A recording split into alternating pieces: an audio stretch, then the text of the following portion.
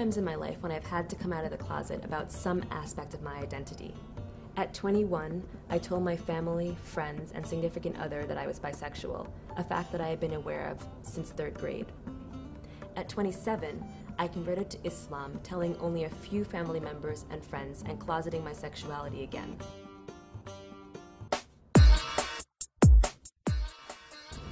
My connection to Islam is visceral. I was drawn to the community, culture, and tradition.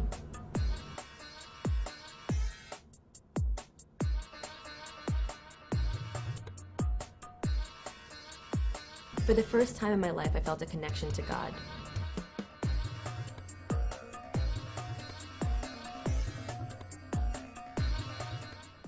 I chose to hide my sexual identity because I expected most people following the teachings of the Quran to believe that homosexuality was forbidden in Islam.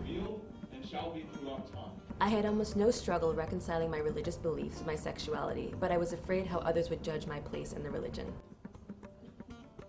6 months later, I outed myself to my closest friends in my newly adopted religion. When Christina told me, I wasn't surprised, and I was happy that she was telling people, especially Muslims. When Christina came out to me, it was actually via text message because she was telling me about this video. And at first, honestly, I didn't fully understand, partially because I was half asleep, but also because I knew the kind of work that she did with social justice and the Muslim community, but I didn't necessarily see her personal identity fitting in there. I do know of a few queer Muslim women who have come out to me and to other people, and I think they're accepted in our Muslim circles. I don't know if they'd be accepted in different sorts of Muslim circles, but in the ones that we're in, people are pretty much cool with it.